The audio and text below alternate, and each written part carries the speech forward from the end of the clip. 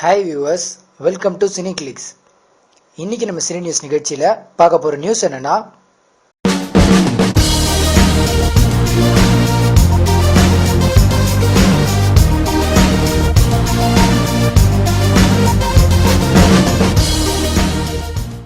இது நம்மாலு படத்திற்கு என்ன சிக்கல்?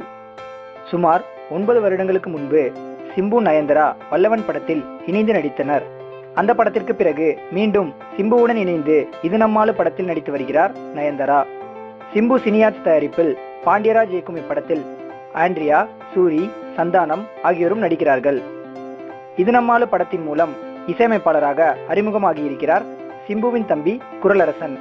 சிம்பு நயன்தாரா மறுபடியும் இணைந்து நடிப்பதால் இது நம்மாலு படத்தை தொடங்கிய போது மிகவும் எதிர்பார்ப்பு நிலவியது. பிறகு படத்தை கிடப்பில் போட்டனர். எனவே இது நம்மாலு என்ற படத்தையே மக்கள் மறந்திருந்த நிலையில் இப்படத்தின் ஃபர்ஸ்ட் லுக் டீசரை பொங்கலை முன்னிட்டு கடந்த ஜனவரி 15ஆம் தேதி வெளியானது.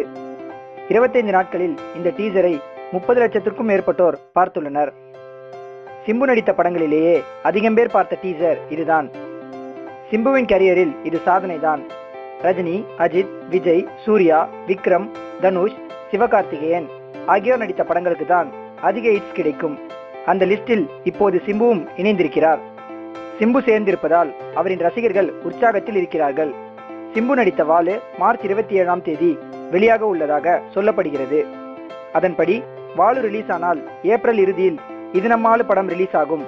ஒருவேளை வாலு ரிலீஸ் ஆகாமல் போனால் இது நம்மாலு படத்திற்கு சிக்கல் தான். ஓகே வியூவர்ஸ், இன்னைக்கு நம்ம பார்த்த நியூஸ் உங்களுக்கு பிடிச்சிருக்கும்னு நினைக்கிறேன். மீண்டும் பல புதிய தகவல்களுடன் உங்களை சந்திக்கிறேன். அதுவரை உங்களிடமிருந்து வணக்கம் கூறி விடைபெறுவது உங்கள் மணி. எங்கள் சேனலில் வர வீடியோஸ் உங்களுக்கு பிடிச்சிருந்தா கீழே உள்ள சப்ஸ்கிரைப் லிங்கை கிளிக் பண்ணுங்கள்.